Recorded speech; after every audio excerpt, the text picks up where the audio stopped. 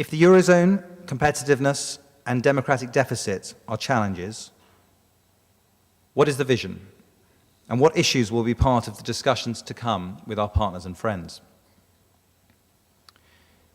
In his speech 2 years ago, the Prime Minister mentioned 5 principles. The Conservative manifesto elaborated on some of these points. His first principle was competitiveness. At the core of the European Union must be, as it is now, the single market. Britain is at the heart of that single market and must remain so. But when the single market remains incomplete in services, energy, and digital sectors, the very sectors that are the engines of a modern economy, it's only half the success it could be. This is why the UK and friends are driving transformative trade deals with Japan, the US, India, and we hope New Zealand, as part of the drive towards global free trade. The second principle he set out was flexibility. The Prime Minister argued for a structure that can accommodate the diversity of all its members. Some of those members are contemplating closer economic and political integration, and many others, such as the UK, will never embrace that goal. So a one-size-fits-all approach is not the answer, and that's already recognized by all countries around Europe. There are 17 members of the Eurozone. 26 European countries are members of Schengen, including 4 who are outside the European Union: Switzerland, Norway, Liechtenstein, and Iceland. 2 EU countries, Britain and Ireland, have retained their border controls.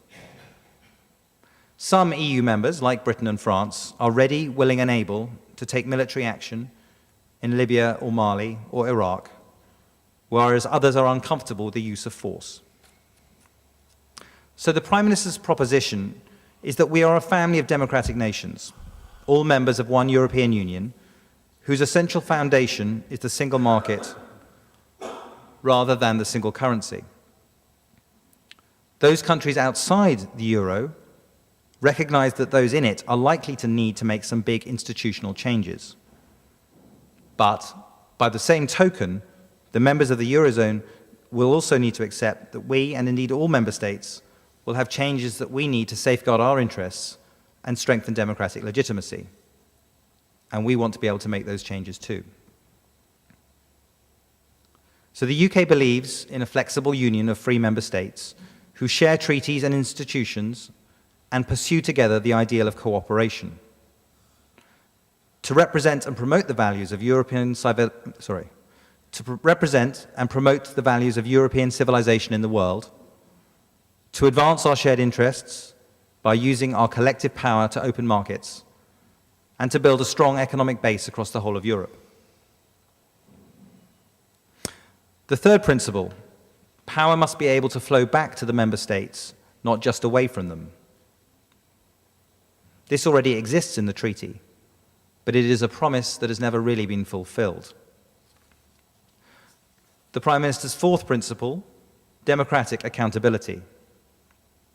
He argued strongly that we need a bigger and more significant role for national parliaments. His party's manifesto signaled the intent for national parliaments to be able to work together to block unwanted European legislation. And his fifth principle was fairness. Whatever new arrangements are enacted for the Eurozone, they need to work fairly for those inside it and out. So what happens next? What are the prospects? It is very early, but there have already been some very positive early signs. There were welcome reactions from European leaders over the weekend to the Prime Minister's election and to his early comments.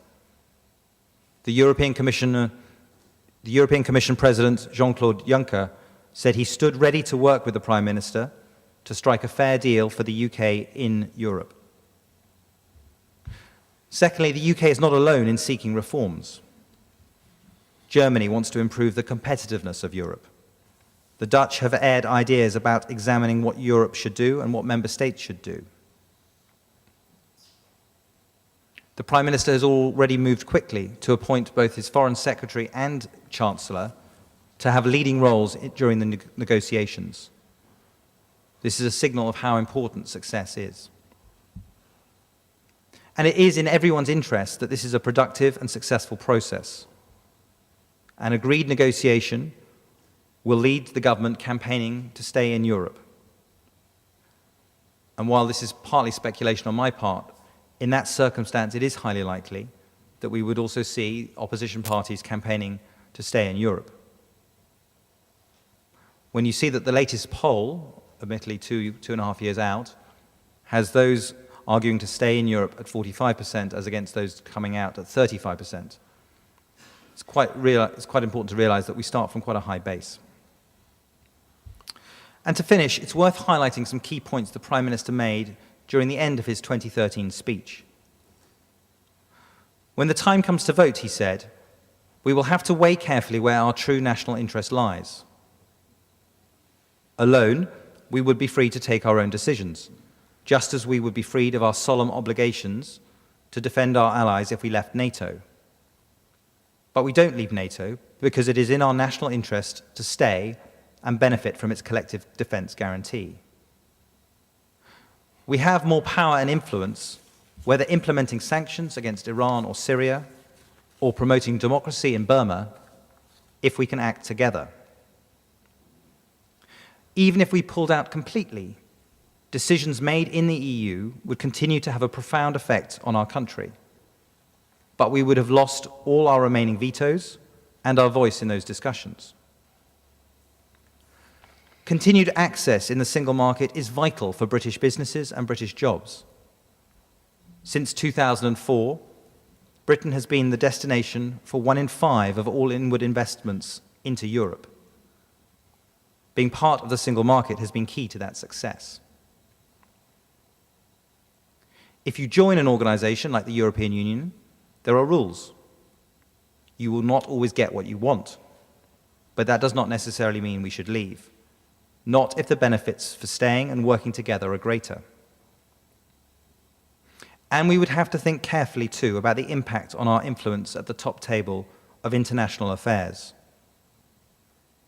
There is no doubt that we are more powerful in Washington, in Beijing, in Delhi, in Wellington, because we are a powerful player in the European Union. That matters for British jobs and British security. It matters to our ability to get things done in the world. It matters to the United States and our other friends around the world, which is why many tell us very clearly that they want Britain to remain in the EU.